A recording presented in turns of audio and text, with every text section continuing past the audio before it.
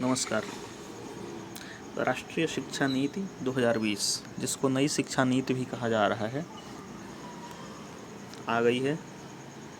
यह नई शिक्षा नीति अपने में बहुत सारे विषयों को समेटे हुए है। उन सभी विषयों में आज हम बात कर रहे हैं नए रोजगार के अवसरों की तरफ इशारा करती हुई नई शिक्षा नीति। इसके बारे में पृष्ठ संख्या 3 पर कुछ विवरण दिए गए हैं, जिनको मैं अक्षरशः पढ़ूंगा।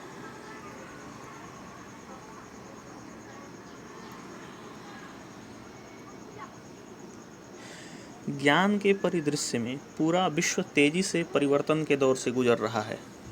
बिग डेटा, मशीन लर्निंग और आर्टिफिशियल इंटेलिजेंस जैसे क्षेत्रों में हो रहे बहुत से वैज्ञानिक और तकनीकी विकास के चलते एक ओर विश्व भर में अकुशल कामगारों की जगह मशीनें काम करने लगेंगी और दूसरी ओर डेटा साइंस, कंप्यूटर साइंस और गणित के क्षेत्रों में ऐसे कुशल कामगारों की ज़रूरत और मांग बढ़ेगी जो विज्ञान, समाज विज्ञान और मानविकी के विविध विषयों में योग्यता रखते हों।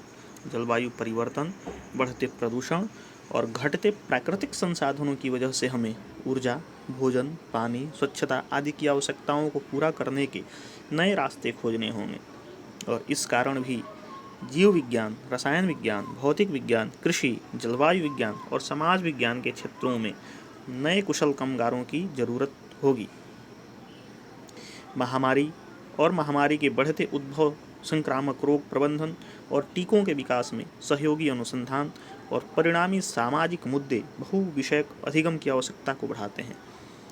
मानविकी और कला की मांग बढ़ेगी क्योंकि भारत एक विकसित देश बनने के साथ साथ दुनिया की 3 सबसे बड़ी अर्थव्यवस्थाओं में से एक बनने की ओर अग्रसर है।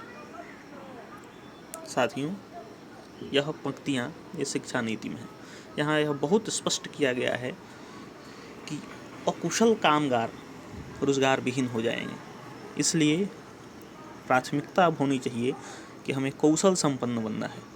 ठीक उसी तरह से जैसे आज के पूर्व हमारे पूर्वज अपने अपने घरेलू कार्यों में, ग्रामीण कार्यों में कुशल हुआ करते थे, चाहे कृषि का क्षेत्र हो, लकड़ी का काम हो, लोहे का काम हो, घर बनाने का काम हो, सड़क बनाने का काम हो, पुल बनाने का काम हो। हमारे पूर्वज अपने पारंपरिक रूप में इन सभी कलाओं में दक्ष हुआ करते थे और वे कभी बेरोजगारी के मुंह को नहीं देख पाते थे। परंतु शिक्षा का परिदृश्य बदला और उन सभी पारंपरिक रोजगार सृजित करने वाले कलाओं के सिखाने वाले परंपरा को ध्वस्त कर दिया गया। पर आज जरूरत है उस परंपरा को पुनरुज्जीवित करने की, जिससे हम अपने आप को कौशल संपन्न बना पाएं। उसके लिए राष्ट्रीय कौशल मिशन कार्यक्रम का आगाज सरकार द्वारा किया जा चुका है और अब हमें अपने पढ़े जाने वाले विषयों के साथ कंप्यूटर की लर्निंग, सॉफ्टवेयर की समझ और आर्टिफिशियल इंटेलिजेंस, रसायन विज्ञान, जीव विज्ञान और कृषि विज्ञान में अपार संभावनाओं को तलाशने की ज़रूरत है।